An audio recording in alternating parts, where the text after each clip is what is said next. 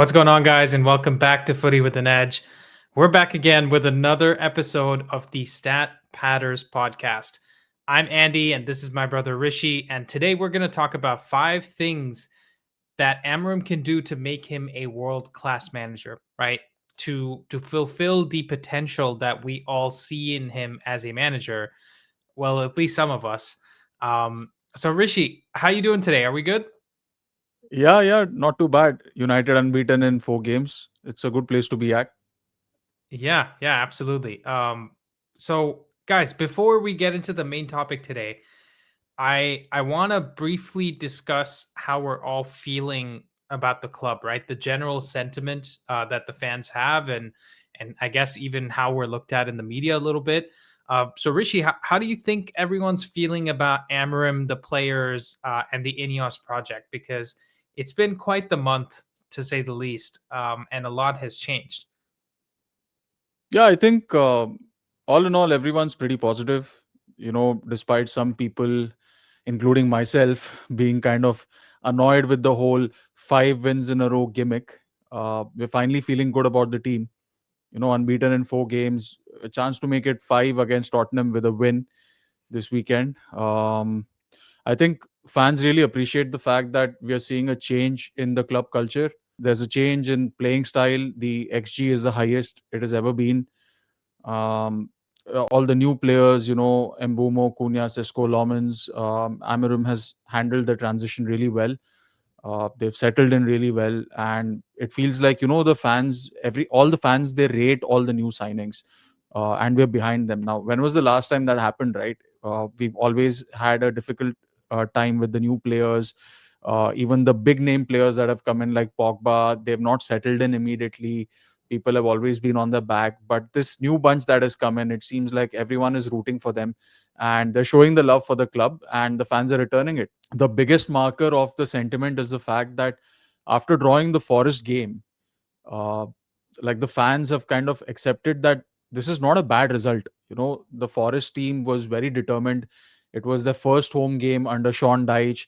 He's a hard manager to beat, and last season we had actually lost at Forest, right? Was it the 1-0 game, or was it the 3-2? That I think it was the 3-2 game that we I lost at just remember City that Ground. they did the double over us, and even Yeah. West Ham did the double over us, right? So, when people say that last year counts as like, part of Amorim's whole tenure, that makes me laugh, right? Because so many teams that we usually beat very easily did the double over us. And to your point about the Forest game, not only is it a game that we would have lost last year, it's also a game that we wouldn't have learned anything from last year. Whereas this year, what we have learned is Amram has a new test of playing against teams that are just going to make it physical and play that way against us, right? And another team that I anticipate is going to do that is Everton. Everton's Yeah. probably going to do the same thing against us because David Moyes is an experienced Premier League manager that knows how to make it a shit game, if you will. Right. I won't be surprised if Thomas Frank does that next week against Spurs, because he's under the pump right now. He needs to show that his team are hard to beat. And they have a terrible record at home. So he might just play the way Forest played, make it hard for us, try to go hard, try to win the individual duels, I mean, that just is how play they the played way that against his Chelsea. Brentford team. That Sorry? that's how they tried to play against Chelsea. 0.05 xG from 3 shots is terrible. But yeah, I take your point. And I think the next natural thing to discuss a little bit before we get into the main topic again is where we are today and where we're predicted to finish by the end of the season. I just did a video on this yesterday, guys, where I talked about like a forecast for the rest of the season. And what's interesting is in the last 20 years, 77% of the variance in the final standings can be explained by the first 10 games. So just over a quarter of the season kind of paints the picture for what's going to happen for the rest of the season, more or less. Like you have a 3 in 4 chance of being right about what's going to happen. And I looked at some of our stats, and I'm going to pull them up on stage right now. And I'll just get rid of this here. And this, according to the expected points table, we should be in 5th, but we are actually sitting in 8th. And compared to last season, we have created right now, I think 1.94 or so XG per game. Whereas in terms of XG against, we're at about 1.55. What's interesting is that our XG last year was about 1.49 per game. We're all the way in the bottom here with 57 XG across 38 games. And we've improved that by 30% this year. And our XG against last year was about 1.6 per game. And, we're about 3% better than we were last year, which is not huge. But what that tells you is Amorim has essentially improved our attack significantly without making our defense worse. And some of you, might talk about, let's say, the three attackers being a big reason for that. But guys, let's not forget those three attackers still have to come putting a defensive shift in order for us to not look worse defensively. So that defensive effort that we saw from both Mbumo and Cunha in the Brighton game, and I made a video about that, that's all because of Amorim's instructions and his tactics, right? So we need to realize that improving one aspect of your game, and football is a zero-sum game, right? Like if you're gonna throw in 10 players into the attack, that means you don't have 10 players in defense. So we're basically becoming better in an attacking sense without becoming worse defensively, and that's something that Amorim needs credit for. And after 10 games last year, we were on 12 points, but now we're on 17 points. So that's a 41% improvement in the table as well. I think Ten Hag was still here after 10 games, so it's not like we're comparing him to Ten Hag having a bad season. The point is that year over year, our goal is to become better as a team, and we are definitely doing that without a shadow of a doubt. And the fact that our defense hasn't become worse by playing Ahmad as a wingback, by playing Dallo as bad as he is at wingback as well, it seems like we're doing something right. So not just the sentiment, but the data also backs it up that we are right to be feeling good about this team.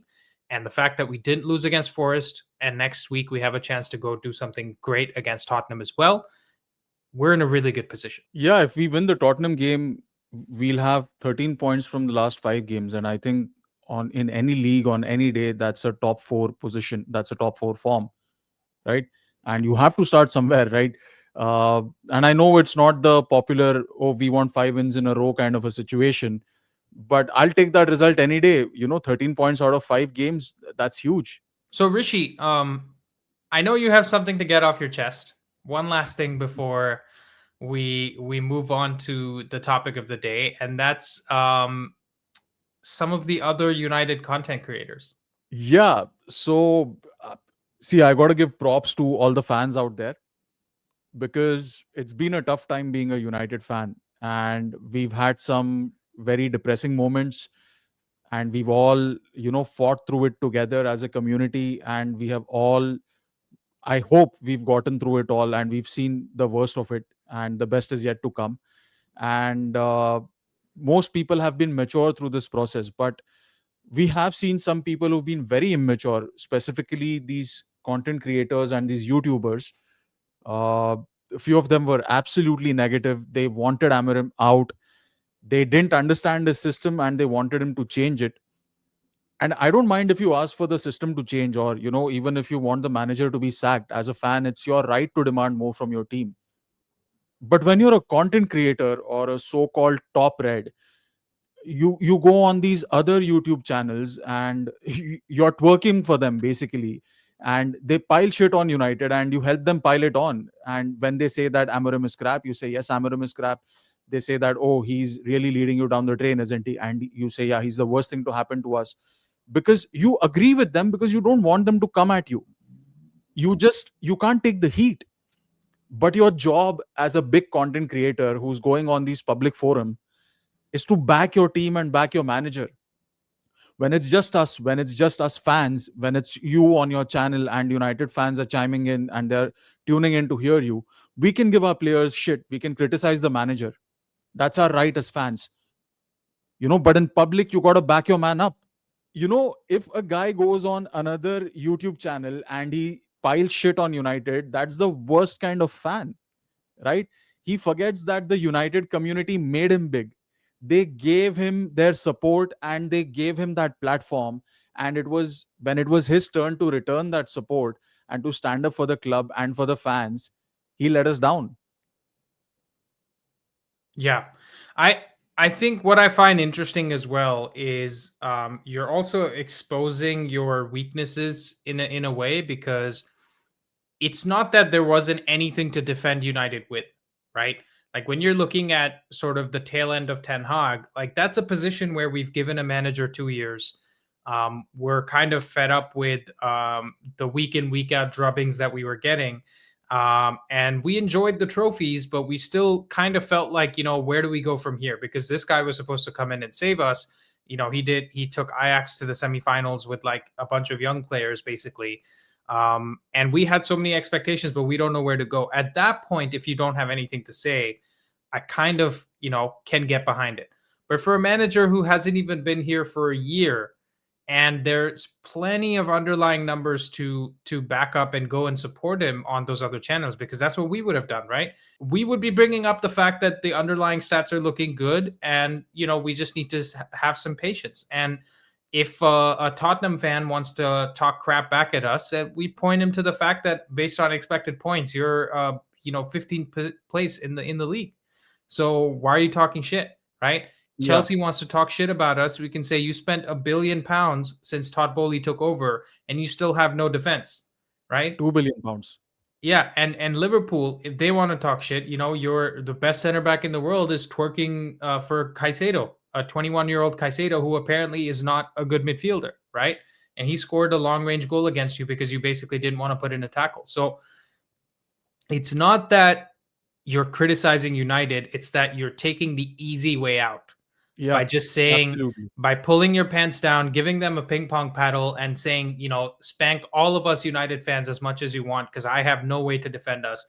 And because I guess I'm not good enough to go look at the stats and explain them in an intelligent way. So I'm just going to do the easy thing and just appease everybody that's on this panel.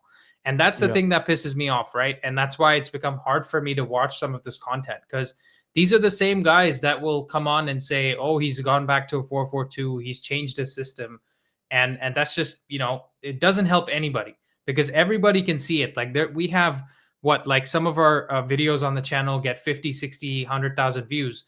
There's so many intelligent people in the comments saying that, yeah, I saw this coming from a mile away. I just didn't know how to articulate it as well as you have. And even our podcast, right? So many people have talked about, like, you have brought up such good points, and we need to think about this in a measured way and not just be like reactionary towards our club. But you're kind of like a virus from within that's spreading negativity and making it worse for people to watch this team. And surely what you want is more people to watch your channel and watch your content so you can make a yeah, living. But by being negative for negativity's sake, you're discouraging people from watching your content, and that's the problem.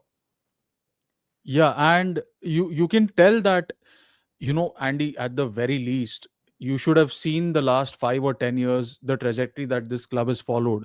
And you could have just very simply said that, we've gotten rid of managers before and it's never worked out. The squad isn't good enough. This manager's not been backed enough. So I want to give him some more time. As simple as it is, right? And eventually the wins would have come if you had just held your bottle for some more time.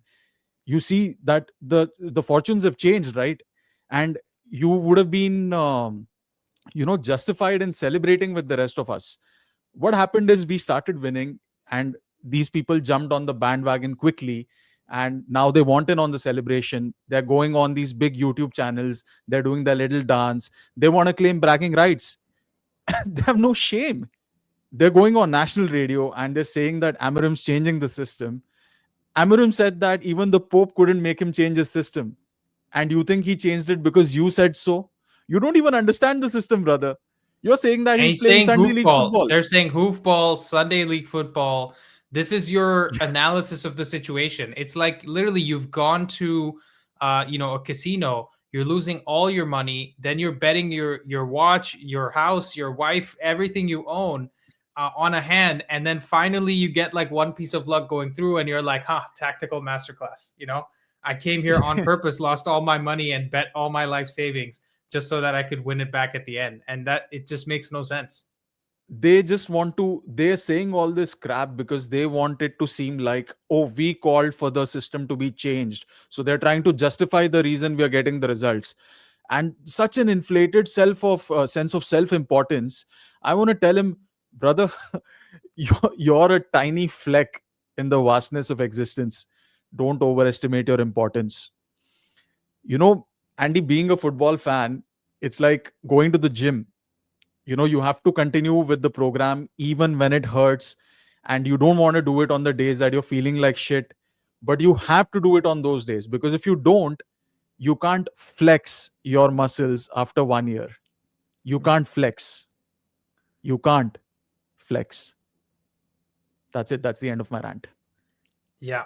Uh, I wonder who he's talking about, guys. But anyways, our main topic of the day, after 17 minutes of ranting about our favorite club, as one does, is 5 things that will make Amorim a world class manager, right? And I want to preface this by saying that my whole channel over the last 2 months is basically a long video essay of how Amorim is better than you guys think, right? Because every single video has drilled this down. So I don't want to sit here and say I know better than the manager. I don't want to sit here and say, I'm coming from a place of like patronizing Amarim in any way, saying that, oh, this is what you could do better or anything like that. This is more just the other side of the coin, where because the narrative has been so negative around Amarim, the only thing I can say, and the most obvious thing to say, is these are the ways he's been good. Now, that doesn't mean that there aren't things he can improve as a manager, right? Because I think he seems to be a great man manager. He seems to be, let's say, a man of the people, in the sense that he tells us what he thinks and he doesn't really sugarcoat it in many ways. He seems to also protect his players in public, right? That's something he's done. He doesn't like to throw his players under the bus. Um, so these are all things that we like about him, and also his tactics and all that. I think he's got some stuff going for him for sure. But there are like at least 5 ways that we've thought about Rishi, in it, through which he can become a lot better. And the first one we want to talk about is tactical substitutions and better in-game management. And I'll give you an example, and then Rishi can jump in. Dallo was having a stinker in many of the recent games, right? But especially against Forest, I analyzed that game where Elliot Anderson played that line-breaking pass, the through ball in behind for Savona, and you have Dallo and Shaw basically just pointing at each other and not tracking the runner. And part of that also has to do with the fact that he's a right-footed left wing back, so he's more worried about what's on the inside than what's on the outside, right? And that's exactly what happened. Like Savona ran on the outside and he didn't have the pace to catch up with him, and neither did Shaw. So why didn't he bring on Dorgu before the 69th minute or whenever he came on? And he said it in the press conference too. I don't know if you caught it, Rishi. He said he wanted a Yeah. left-footed player on the left-hand side. And then even Carl Anka on Talk of the Devils was talking about, like, yeah, okay, that makes sense. And then somebody said in the comments to him, why didn't he just start with Dorgu on the left then if he wanted a left-footed on the left-hand side? And Yeah. it's also a good point. So Right. tactical substitutions and better in-game management. And Rishi, you have some other examples you want to discuss. Just to touch upon the Forest game itself, Ahmad wasn't having the best game. Yeah. And I think in the post match live, you said that Ahmad scored the equalizer, but he shouldn't have been on the pitch. He should have brought on Mazraoui in his place. And basically, Amorim said in the post match presser that the reason Mazraoui came on for Euro is because there was scope to get into the final third and put in a cross. So if that was your intention, why didn't you bring in Mazraoui in place of Ahmad? Because he could have given you that final ball, that cross, and Euro being the strong centre back and also a decent ball progressor, right? He could have given you some ball progression and he could have given you some defensive solidity because Forest was still coming after us. So, in my humble opinion, it made sense to take Ahmad off earlier. Eventually see these gambits play off, and you see why he kept Ahmad on, because he did get that goal right when not a lot was going for us. So it's again something that he could have done, and maybe when we have a better squad, maybe that's something that he'll be more keen to do. Yeah, and there's more examples, right? Like against Forest, he kept on Cunha, who, in my opinion, wasn't having the best of games, but he also wasn't having a terrible game, right? I think he won the most duels in that game. Like I think he won 11 ground duels or something like that, if I'm not wrong.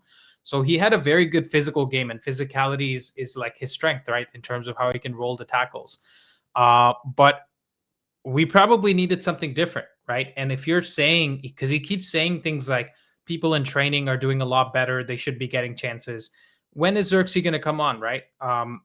Like at some point, you're going to have to trust him to do the job and make a difference. And let's not forget, he started his United career scoring the winner against Fulham in Yeah, his first season, right? Last year. yeah, So it's not like he's completely useless, and he has physicality. In fact, you could say he's a slower and taller version of Cunha in many ways because he has the physicality, he rolls players, the technicality, the way to dribble.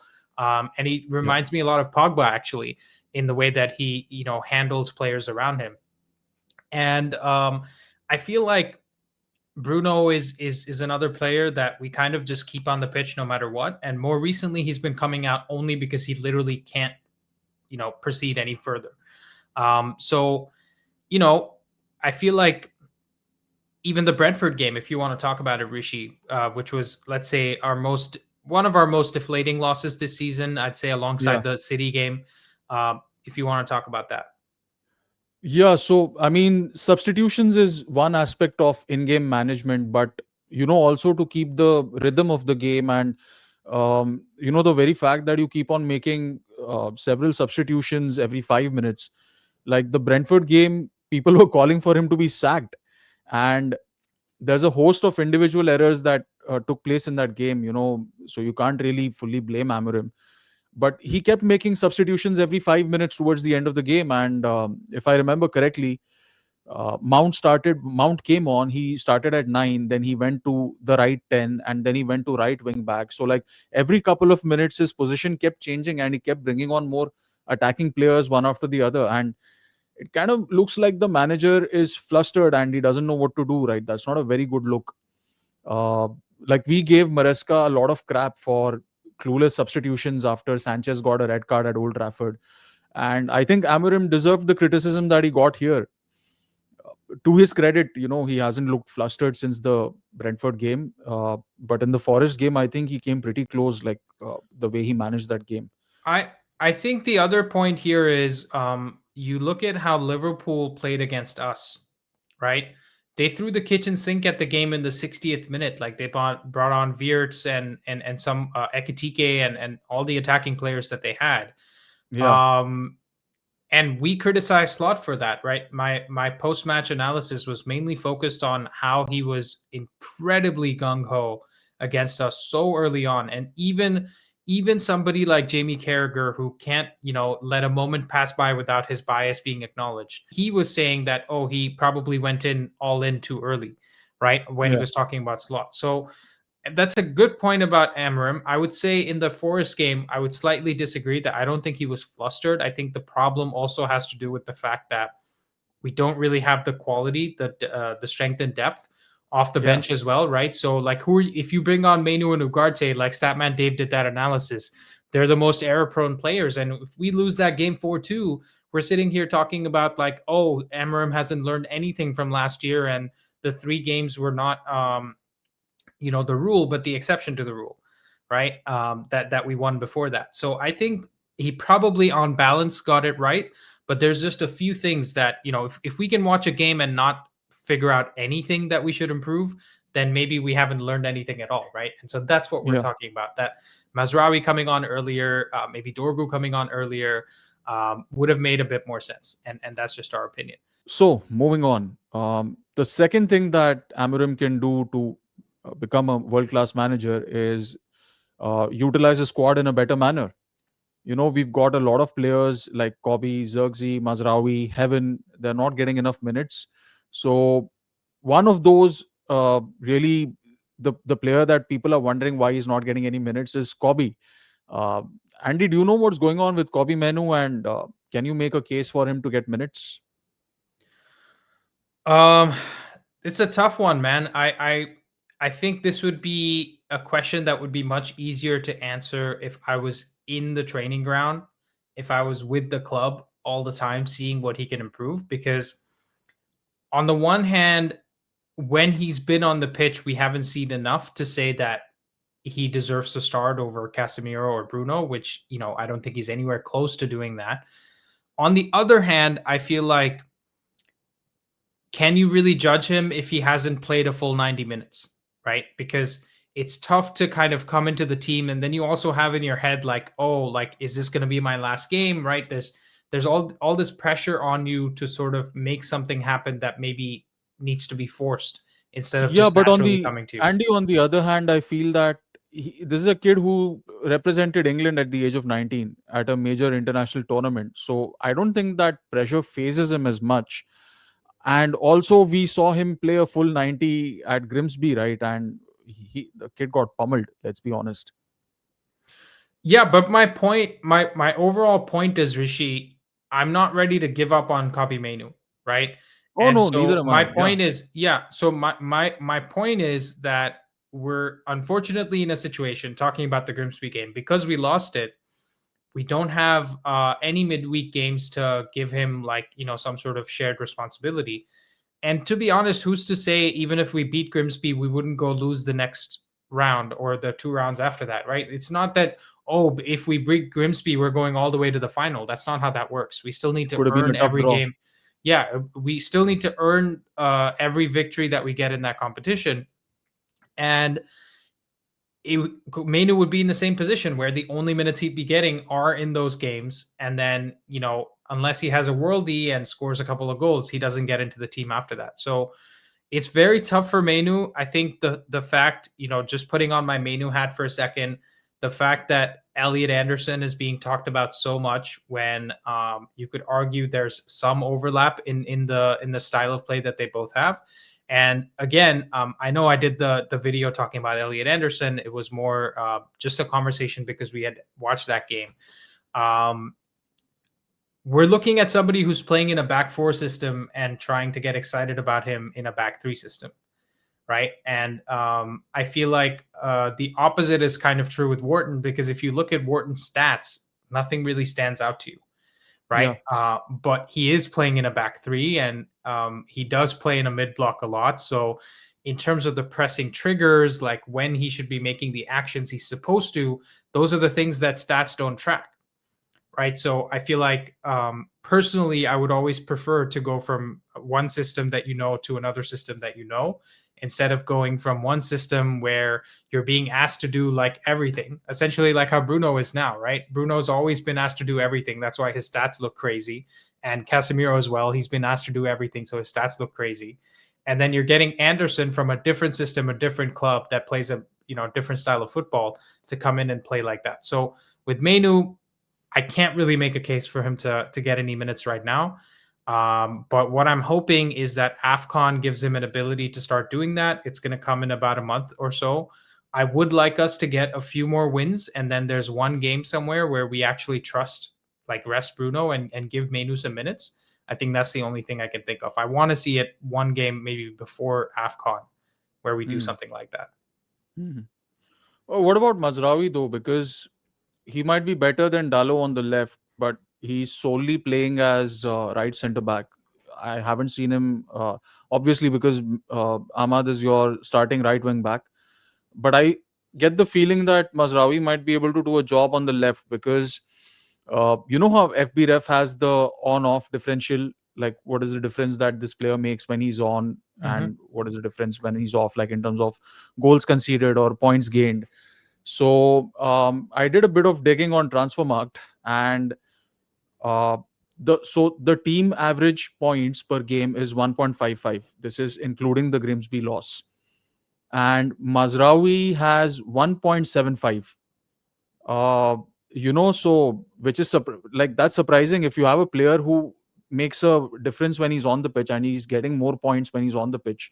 Why don't you get picked? Like in a sport like basketball, it's a non like it's it's like straightforward, right? If you got a player who makes a difference, they obviously bring him on. And Dalo, in case you're wondering, because there are players who average less than 1.55, which is the team average, Dalo is getting you exactly the team average, which is 1.55, which is because he's played every single game in the league. So if you see the difference of 0.2, 0.2 points, every 5 games, Mazraoui is helping you get one more point than Dalo. And we have 28 games remaining. That makes it 5.6 points. Now, So 5.6 two points at wins, the end of the two season. wins. Yeah, that's 2 wins. And that's the difference between getting a Champions League spot and getting a Conference League spot, right? That could be huge, huge, massive difference, right, in the trajectory of the club. Yeah, So you got to absolutely. wonder why Mazraoui is not getting on. That's a fantastic point, Rishi, and I appreciate you doing the digging there because hey, we're the Stat Patters podcast, so let's bring in some stats to back up our points. But that's huge, right? Yeah, and listen, if you told me even anecdotally, like Mazraoui over a season gets you two wins or 2 wins and a draw more than Dallo, I wouldn't call you crazy for that. Like that's kind of what the eye test also backs up. In terms of Mazraoui, I feel like he's not getting a chance because when you're managing a team, right, as Amarim, we look at it as just players playing for 90 minutes once or twice a week, and then we talk about them like hypothetically. These guys are meeting each other every day. It's a team environment. You have players that you like, players that you don't, and you have a setup that you want to maintain, right? Once you have named someone like Dallo to the leadership squad, and he's Portuguese player, and he definitely gives everything for the badge, it's hard to just throw him out to the dumps like football manager or like FIFA career mode where you just sell him because you're no longer interested in him, right? Because we all know, Yeah. like, if we started a FC26 career mode right now, the first player He's was out. selling his He's Dello. out. Yeah, first player was selling his Dallo, but because we don't meet him in the halls every day, we don't know his family, we don't know his kids, right? So I think that's a bit of a situation where, and also physically speaking, he is a little bit faster than Mazraoui, right? There's no doubt about that. Mazraoui is Yeah. not the fastest player, so I think Yeah. it's a little bit of that, right? Where he needs to pick a team every week that can be his sort of first starting 11, and that's how he's thinking about it. In my opinion, I would still say there's a case to be made for Ahmad to be taken off in games and Mazraoui to be brought on at right wing back, especially when we're dealing with these physical type of games. Like against Everton, I wouldn't hate it if Mazraoui started and we sort of found a different way to win the game. But I don't know if he's going to do that, but time will tell how that's going to go. But Rishi, I think that's a fantastic wrap on the second thing that he can improve. The third thing we're going to talk about is integrating the youth, right? Because United fans love a youth team player. It is, when you talk about United DNA, the youth is the number one front and center thing that comes up because we've obviously the class of 92 has been so great for us. And even throughout the years, we have really celebrated the U team players. And we just talked about Kobe Mainu not getting a chance. And, he's a product of the U team as well. So, when you see someone like Van Hal, who was a terrible, let's say, coach, a boring coach, at least at United, even he promoted so many youth team players when he was here at the club. So what is happening with Amorim? Why is he not promoting more youth? So Amorim has played only 3 youth players so far. Fredrickson played half a game against Grimsby and he was taken off in the second half, at halftime, in fact. He used Amas a bit in the previous season, but now he's on loan at Sheffield Wednesday, if I'm not wrong, and he's doing pretty well there. He's starting a lot of games and putting up brilliant numbers. He's definitely one to look out for in the future, maybe even next season. And the third player is Cheeto. And the thing about Cheeto is he's not getting enough minutes with the reserves either. Last 5 or 6 games, he's kind of played 30 minutes at most, played even fewer in some other games. So yeah, it's just the 3 youth players uh, that have seen action under Amorim. Uh, so I just wonder, maybe you could help Amorim out in integrating the youth, because they're still playing the 4-3-3 at Carrington. Maybe there's a case for the playing style that could be mirrored at across the age levels. Move from a back four to a back three. Uh, What do you think, Andy? That's an interesting question. I personally feel like at the youth level, it's also a lot about developing physically, right? And figuring out how to play one position really well. And for what it's worth, Amorim's system is a more complicated system than just a simple 4-3-3 would be, right? So maybe there's also the case to be made that we don't want to overcomplicate it for the youth team. And, 95% of these youth players, like 19 out of 20 of them, are probably going to be sold and we try to make money from them. There's probably one or two that actually comes into the first team. So to say we need to change the system for the whole youth team, I don't know if that would make sense. But if you were to have a strong opinion on saying we should change it, I wouldn't disagree with you because, you know, we probably the point of the, let's say, the first priority of the youth team is to push a player into the first team, right? That's how we've always run our youth setup, and that's ideally what we want to do. But at the same time, it's a money making opportunity for us, right? We got 8 in heaven for what, like 2 million euros, and we also didn't pay much money for Cheeto Obi, so we're in a situation where I think the youth team should be left to the youth director and let the leadership figure out how that should be run. Yeah, you make a fair point. At the same time, I think it'll be like a huge vote of confidence to the manager if they change the system across the board for him, right? Like everyone is taught how to play the 3-4-3, Mhm. because that would mean that he's here to stay.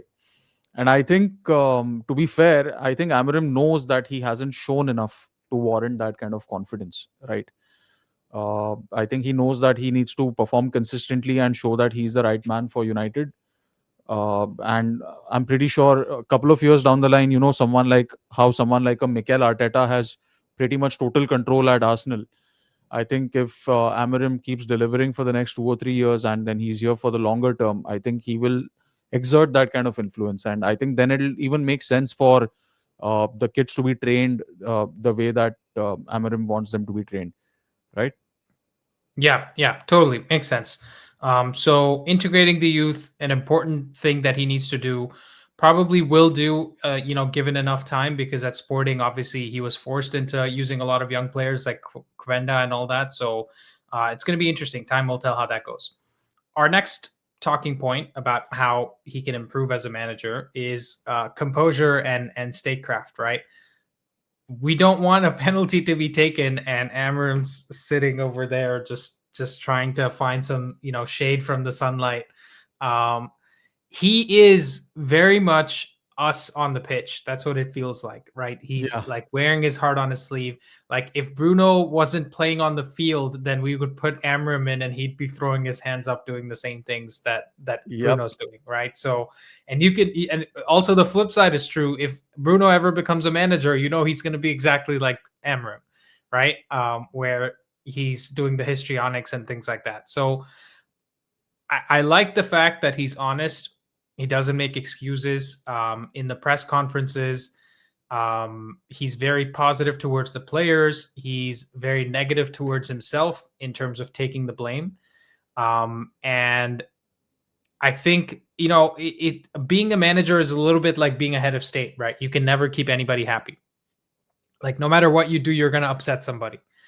And I would argue that Amram has had more pressure and more press conferences than a head of state, anyways, since he's joined United. And the fact that his head isn't just fully gray, much like the Obama before and after pictures, Yeah. is very surprising so far. But good for him. He takes good care of himself. But Rishi, what are your thoughts on this? How do you feel about this topic?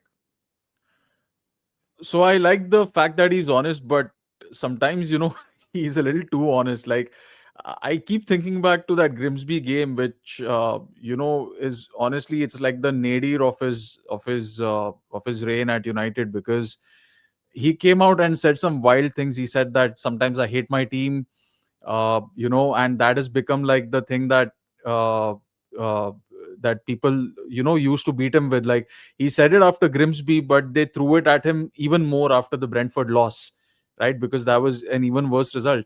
And once you say something like this, they will use it against you. So he needs to watch out what he says. Uh, Probably just learn a few things from Carlo Ancelotti, because uh, that man is never swayed by emotion. He operates with like this cool and calm mind, and he has coached everyone from like Pirlo and Maldini to Mbappe, and he's always had the media on his side. So it's something that he should absolutely learn. In fact, I think Ancelotti, at one of the clubs where he worked, the chairman was a hard ass, and he had spent big money on the striker, and he said, "I want you to start him today." And now any other manager, right, he would have blown his lid. I think Tuchel would have taken a swing at him. But Ancelotti said that, of course, you have paid for him, so you deserve a say. And that was this smart bit of, you know, uh, people skill that held him in good stead. And I think Amorim should definitely learn from that, because, as we'll see in the next point, Andy, dealing with people who are above you will really make your life easier and help you become a world class manager. Yeah, absolutely. I think the key takeaway for me is sometimes less is more, right? So when you're going into the press conference saying 5 times a week that if you want to change the system, change the manager, maybe instead you can say something like, "We have confidence as a leadership group that this is the right system for us, and we're going to see it through." That's it. Just leave it Yeah, there, and people are going to yeah, keep asking their questions. You don't need to go above and beyond and appease these journalists. That's not your job, yeah. right? Just to be fair to Amorim as well, I think, if you're going through a tough time and the boss comes out and supports you, right? I think it's a huge vote of confidence. And Sir Jim did that. He came out a little bit later than he should have, and he gave him that vote of confidence. I think people like Omar Barada, people like Jason Wilcox, they should be taking up a few of these press conferences. I think instead of having Amarim be the face and the voice of the project, and Sir Jim being the overlord of it all, I think the people in between these two should also come out and be a little bit more vocal. Basically, just do what the German clubs do this really well. They have these vocal CEOs, they have vocal football directors or football sporting directors who also become like an outlet for the club to spread its message. So I think that's also something that could be done to help your guy out. Yeah, yeah, absolutely. And I think this leads us very well into the next point, which is Amram needs to do a better job of managing upwards, right? Now, some of the things that Rishi has just mentioned, which is having Barada come and put a statement out, or putting more pressure on Jim to, or Sir Jim to come and speak out a lot earlier than he did. These are the things that you need to do, and these are exactly the types of things that Don Carlo has been good at his whole career.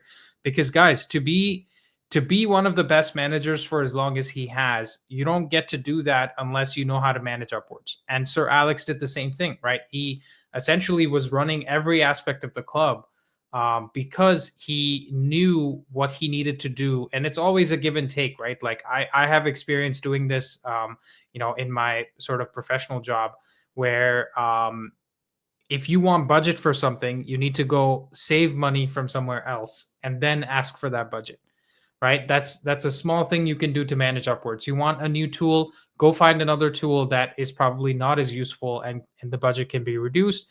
Then it's a no-brainer, right? You're going to the CFO and you're saying, "Listen, I just saved you $20,000. Give me 15,000 to spend on something else," and it's a net 5,000 benefit. And then the CFO also looks at you as somebody that would make the decisions that he's making. And I think Amram needs to learn a little bit of that.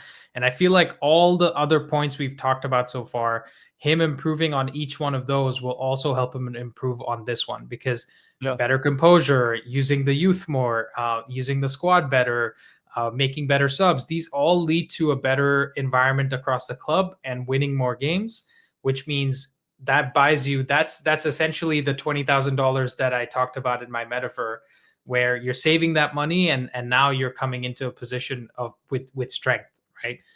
So Rishi, what are your thoughts on this? So yeah, lots of good points there, Andy. And to his credit, he is doing kind of a good job saving them the $20,000, because he kind of saved them money on a starting right wing back, right? He converted Ahmad into that role. No one had thought that he could do it, but ever since he's come in last season, he got 8 goals and 6 assists in all comps, all of them coming from the right wing back position. So he has done that. And someone like an Ahmad, if he was, say, at a Brighton today, you would at least have to pay 50 million for him. And this was a player that was being wasted in this squad for 4 years, right? Ever since he came in, and he's rejuvenated this boy. Even the fact that in this season he's not got two starting center midfielders, and he's had to rejuvenate Casemiro, which, to his credit, Casemiro's credit, he's done a beautiful job of it. And he's got Bruno to play a completely different position and given him that confidence, and kind of taught him the system well. I think that is him showing that he can save you resources, right? And now it's all about getting that winning hand again and again and again, and showing irrefutable evidence that you are good at this job and you deserve to be trusted more. So yeah, I think he is getting there. I think he can do a better job of asserting himself a little bit more, and probably this January window is going to be a reflection of that.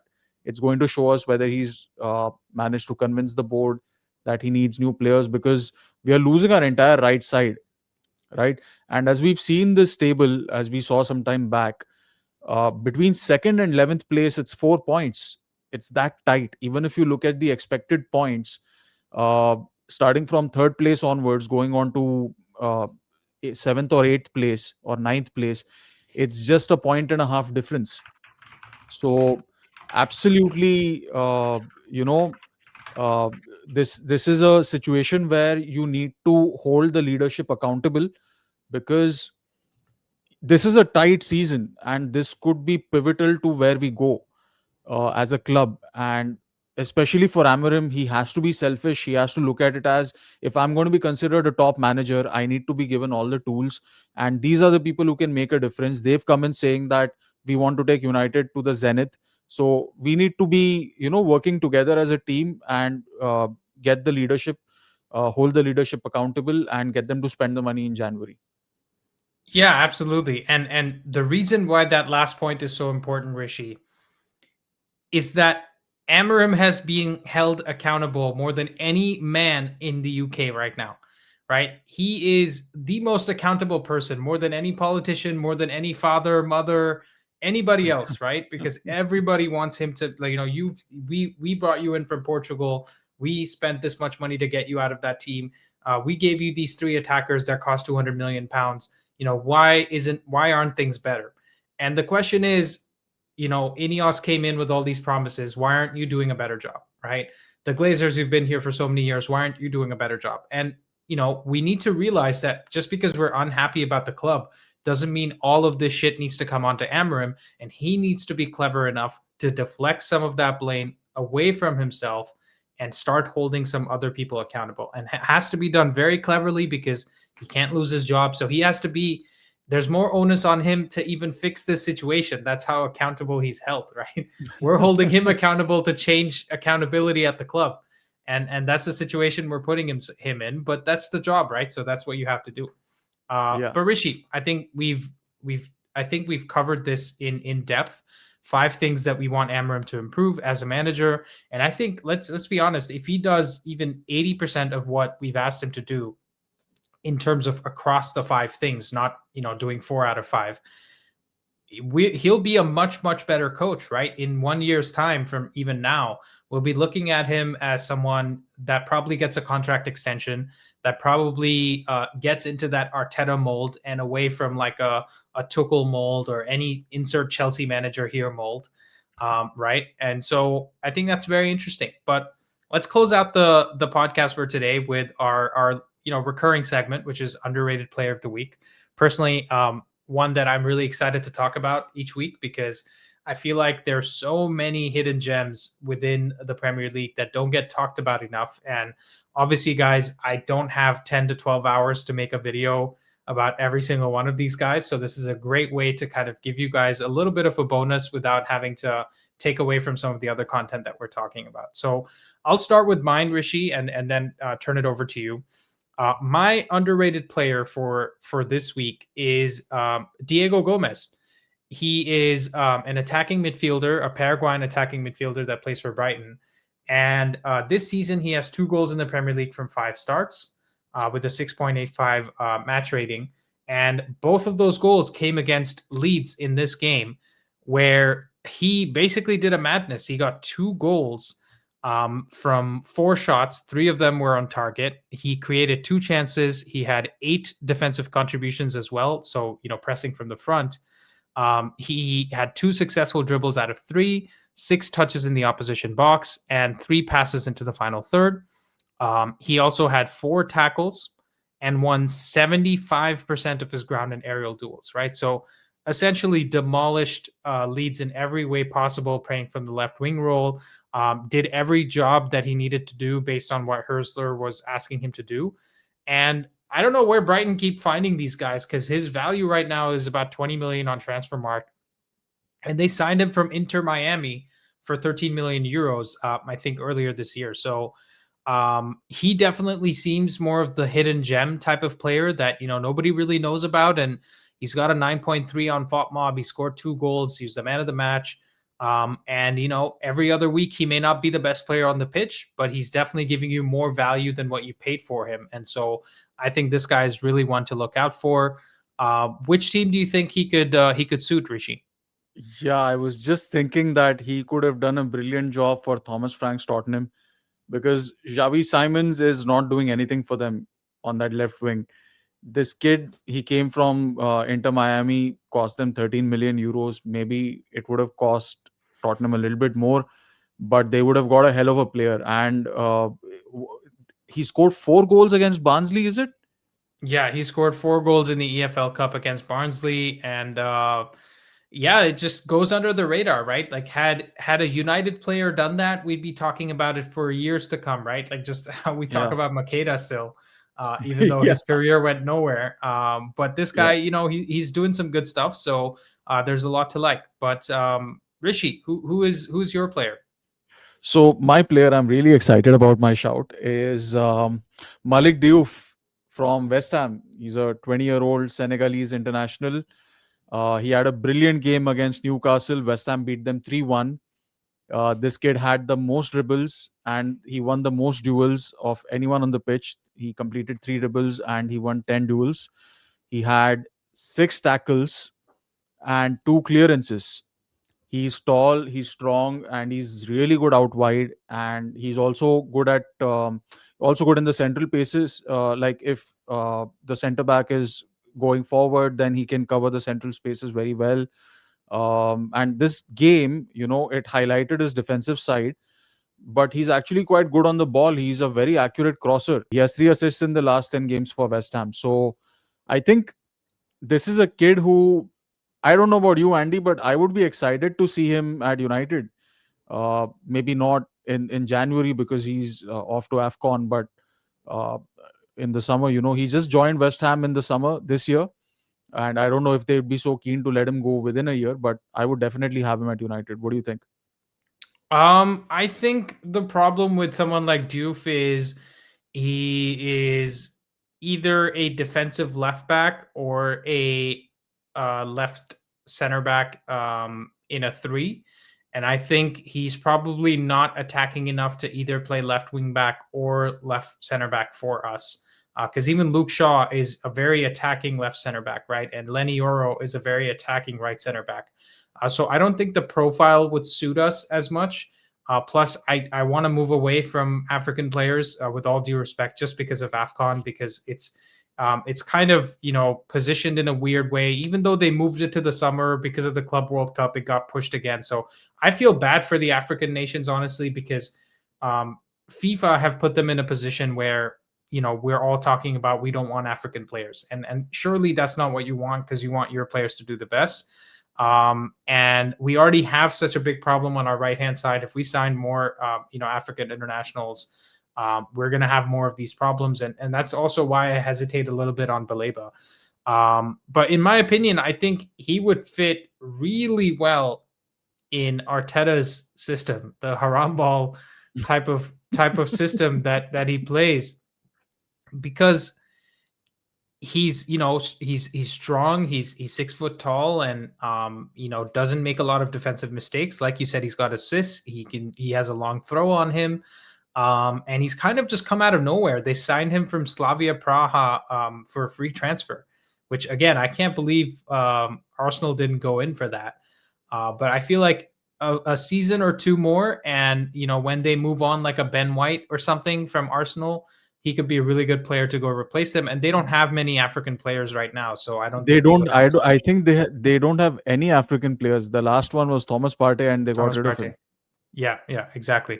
Yeah. But he's a good shout. 20 years old for delivering what he's delivering already. He's a really good shout. So nice work, Rishi. Thanks for bringing that in. Guys, it's been a long and full podcast. I hope you appreciate the little skeleton dancing on your screen. It's a little StreamYard gift to us, I guess. That's So really Arnie's Lord special. celebrating after finally managing to win a game. Yeah. The front on angle of Twerkez doing his dance before an opposition player shoots.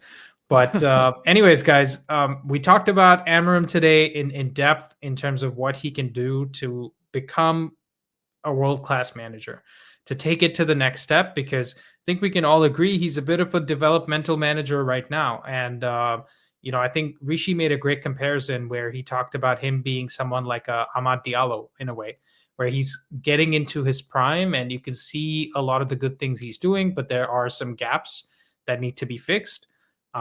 And given enough time, I think nobody's sitting here saying he's lazy. Nobody's sitting here saying he doesn't want to take feedback on. So you see the potential, and long may it continue, and hopefully we can get to win a league title someday with him. Yeah, fingers crossed. All right, guys, that's episode 4 of the Stat Patters podcast. I'm Andy. This is Rishi. We'll be back here again on Tuesday to talk about another topic in depth. If you guys have any suggestions for what we should talk about, get in the comments below. Get in the comments below with your general thoughts about everything we've discussed here, and we will see you next time. Peace.